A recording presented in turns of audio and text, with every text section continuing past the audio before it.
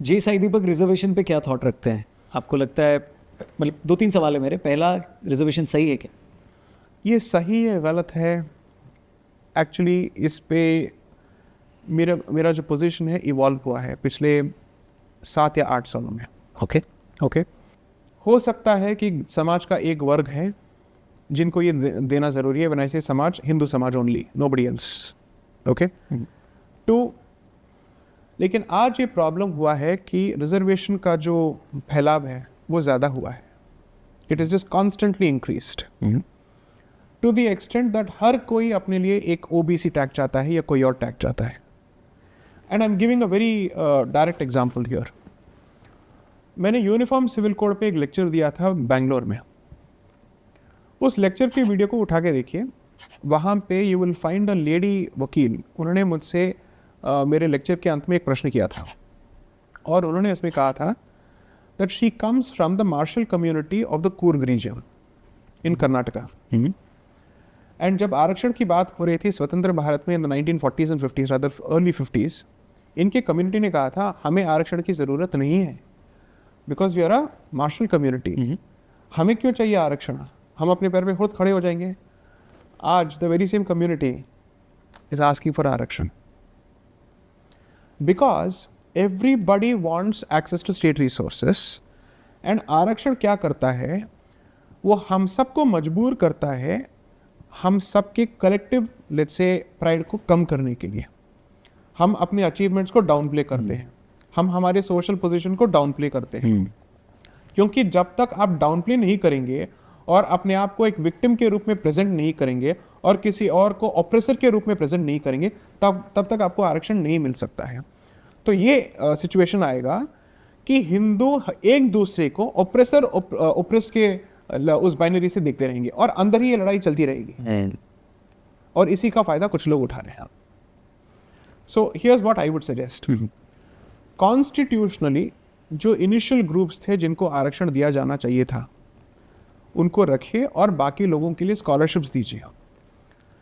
That's why I say that मंदिर अगर मुक्त हो जाते हैं, उनके जो रिसोर्सेस हैं, स्कूल्स हो या स्कॉलरशिप्स हो, और लोगों के उत्थान के लिए उसका इस्तेमाल हो सकता है, उसका उपयोग हो सकता है। आरक्षण को खींच के अगर आपने उसके जगह पे कुछ नहीं दिया एज एन ऑल्टरनेटिव, कोई और विकल्प आपने पेश नहीं किया, तो प्रॉब्लम हो जाएगा। तो आप एक विकल्प देना शुरू कीजिए जहाँ पे लोगों को कहें कि आपको स्कॉलरशिप्स मिलेंगे। अगर इशू ये है कि आपके पास रिसोर्सेज नहीं है किसी अपॉर्चुनिटी के लिए, उसके लिए आपको मदद मिलेगा, लेकिन कुछ चीज़ों पे समझौता नहीं होगा विद रिस्पेक्ट टू परफॉर्मेंस।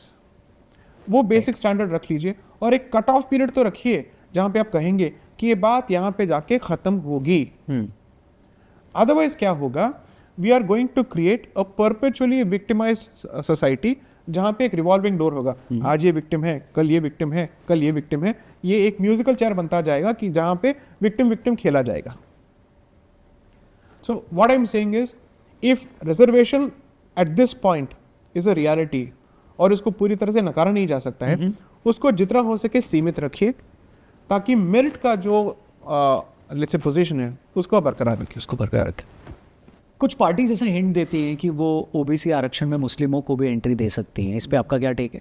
नहीं, वो तो हो ही नहीं सकता है, ये तो असंवैधानिक हो जाएगा पूरी तरह से, because reservations on the basis of religion is not possible. And secondly, जब आप बार बार कहे जाते हैं कि जाति प्रथा और जो ईविल है वो तो सिर्फ हिंदू समाज में है, तो किस बेसिस पे बाकी लोगों को आप रिजर्वेशन दे सकते हैं? फिर आप मान लीजिए कि जाति जो है नॉन हिंदू कम्युनिटीज के अंदर भी हैं, अगर हैं then we should start looking at the treatment of let's say the so called oppressed groups or oppressive groups in their community also. बोलने के लिए बोल देते हैं that only what is this, Hinduism is the only religion जिसमें egalitarianism नहीं है, जहाँ पे equality नहीं है।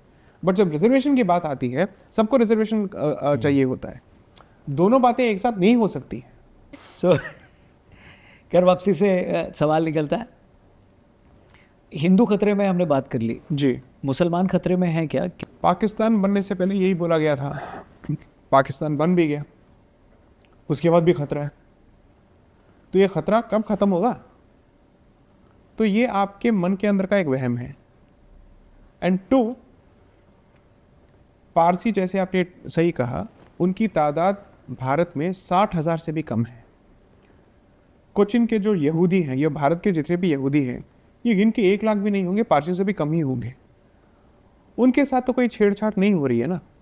It's not as if people उनको ढूंढ ढूंढ के उनको टॉर्मेंट कर रहे हैं, या फिर उनकी जीवन प्रणाली के साथ कोई हस्तक्षेप कर रहा है, या कोई इंटरफियर कर रहा है, उनका जीना यहाँ पे मुश्किल कर रहा है। So why is this discussion always revolving around the same set of groups?